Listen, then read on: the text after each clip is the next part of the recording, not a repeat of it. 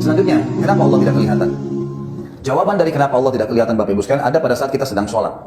Jadi pada saat awal kita sholat kita mengatakan apa? Allahu Akbar. Itu jawabannya sebenarnya.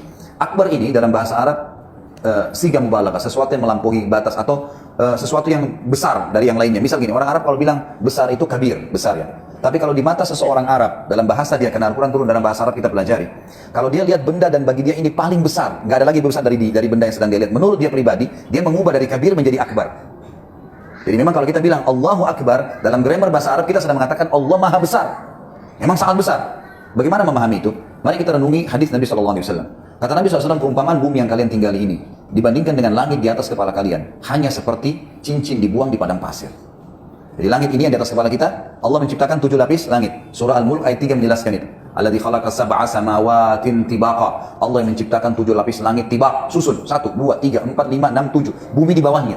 Jadi kita ini di bawah, ini di atas kepala kita ada 7 lapis langit nih. Dalam surah Naba Allah mengatakan sab'an shidada, 7 lapis langit yang kokoh gitu kan. Seperti itu bahasanya. Baik, Nabi SAW merincikan mengatakan perumpamaan bumi yang kalian tinggali dibandingkan langit yang pertama, langit bumi namanya, gitu kan? Hanya seperti cincin dibuang di padang pasir. Makanya Bapak Ibu sekalian, kita berada dimanapun di muka bumi ini, mau di Amerika, mau di Saudi, mau di Indonesia, tidak akan pernah kita temukan ujungnya langit. Ada yang pernah lihat ujungnya langit? Hah? Kalau ada sampai yang kita mau lihat juga. Nggak ada ujungnya langit. Kenapa? Karena memang bumi kita kecil sekali dibandingkan langit yang luas ini. Selalu sama saja gitu kan kita lihatnya. Dan ternyata ini terbukti secara ilmiah. Manusia sudah membuktikannya. Apa yang Nabi SAW sampaikan sudah terbukti. Jadi, saya pernah sampaikan hadis ini dan satu dosen dari UI, kebetulan dia ilmu pengetahuan alam diajarkan, dan dia bilang sama saya, Ustaz ini ada dalam hadis? Saya bilang, ya ada. Kebetulan teman dekat saya. Lalu dia berkata, Ustaz sudah tahu belum di abad ke-17 Masehi, tahun 1700-1800 Masehi, para ilmuwan mengadakan penelitian di alam semesta dan mereka menemukan memang ada jumlah yang tidak terhitung lagi dari bintang-bintang, banyak sekali. Tapi yang mereka sorotin adalah yang paling berpengaruh pada bumi, yaitu matahari. Karena matahari memberikan cahaya yang terang kepada bumi sehingga ada kehidupan, gitu kan? Lalu dia bilang, ilmuwan pada saat itu mengatakan bahwasanya matahari itu lebih besar daripada bumi jutaan kali lipat dan jaraknya sekian juta mil udah, gitu kan, dari bumi. Dan ilmuwan dikagetkan di abad ke-19 dari Masehi, secara ilmiah mereka teliti, mereka temukan di alam semesta ini ternyata ada miliaran matahari lain dengan planet-planetnya, jaraknya sekian juta mil dari bumi, udah terlalu jauh sudah. Jadi ini sudah luar biasa. Ternyata bukan cuma matahari kita nih. Ada matahari lain, ini matahari cuma berpengaruh ke kita saja. Ada matahari lain dengan planet-planetnya semua. Ada apa sana kita nggak pernah tahu. Allah buat kehidupan apa sana tidak tahu. Kita nggak pernah tahu. Terbatas sampai di situ. Allah menciptakan yang lain di sana yang sudah jelas itu urusannya Allah. Makanya dalam surah Ar-Rahman Allah mengatakan waktu ditanya yas'aluhu man fis samawati wal ard kullu yawmin huwa fi sya'an. Waktu ditanya orang-orang Quraisy tanya Nabi SAW, Tuhanmu lagi buat apa sekarang Muhammad? Gitu. Maka kata Allah SWT, katakan kepada mereka, Tuhanku dan Tuhan kalian setiap hari punya kegiatan, setiap saat yang kita tidak pernah tahu. Kalau kita diberikan 3-4 kegiatan saja sudah sibuk manusia, apalagi kegiatan banyak. Tapi Allah bisa mengurus semuanya.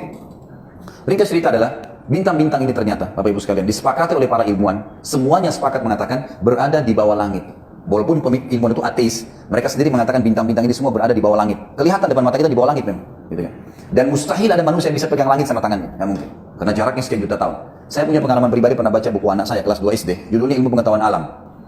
Dan ternyata di situ ada ditulis alam semesta, ada paragraf yang mengkritik saya. Tulisannya itu jarak antara bumi sama Pluto, satu matahari sama kita, itu jaraknya secara ilmiah 274 tahun kecepatan cahaya. Itu di buku pelajaran kita, anak kelas 2 SD, anak saya, bukunya saya baca. Jadi saya ngambil pegangan itu karena itu sudah diteliti secara ilmiah dan memang ditulis dalam buku-buku pelajaran 274 tahun kecepatan cahaya. Jadi saya kadang-kadang berkelakar di pengajian saya bilang kalau kita kirim astronot, masih bayi, bodoh gak belum ngerti apa-apa bayi, ditaruh dikirim, umurnya 70 tahun mati tengah jalan. Belum sampai di sana, gitu kan. Jadi cuma bisa dilihat dari jauh, itu satu matahari sama kita. Sementara ada miliaran matahari, gitu kan. Dan saya sarankan Bapak Ibu kalau lagi umroh atau haji, di belakang Masjid Nabawi di sebelah kanan. Kalau saya bahasakan sebenarnya sebelah timurnya Masjid Nabawi ya, itu ada pameran Asmaul Husna. Masuk ke sana, coba lihat deh. Tidak besar, laki-laki perempuan boleh masuk. Itu luar biasa, banyak sekali di situ diberikan gambaran Asmaul Husna, nama-namanya arti-artinya bahasa Arab dan bahasa Inggris. Kalau ada yang tidak mengerti pun ada di situ mahasiswa, ada petugasnya orang Indonesia. Kalau banyak di 10 orang biasanya dia jelaskan, ini maknanya, ini maknanya. Kalau saya biasanya bimbing saya pandu, ini maknanya, ini maknanya, ini maknanya gitu kan. Dan saya masukkan dalam rangkaian paket waktu di Madinah. Maka nanti di dalam sekali di ujung itu akan ada layar touchscreen besar, ada beberapa kita bisa lihat cuplikan-cuplikan durasi 2 menit, 3 menit, bagaimana ciptaan-ciptaan Allah, gunung-gunung, hewan-hewan, keajaiban yang luar biasa. Terus ada satu seperti spanduk besar ya. Itu ada ilustrasi matahari. Jadi dikasih gambaran situ matahari kecil. Kemudian ada banyak yang mirip seperti matahari itu lebih besar sekian juta kali, sekian miliar kali. Terakhir itu ada satu planet saya lupa namanya paling besar, sama dengan matahari tapi besarnya 11 miliar kali. 11,7 miliar lebih besar daripada matahari. Dan itu sama dengan dahsyat, sama dengan sistemnya matahari yang panas itu. Matahari jadi kecil, jadi kayak titik.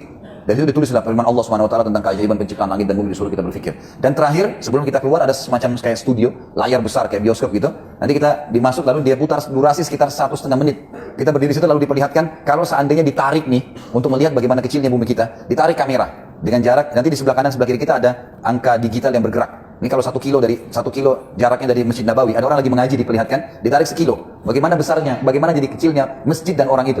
Kalau 2 kilo, kalau 100 kilo, kalau sampai miliaran kilometer di atas langit sana. Jadi kita tidak kelihatan, sudah kayak pasir saja gitu. Malah mungkin sudah tidak kelihatan lagi, seperti itu.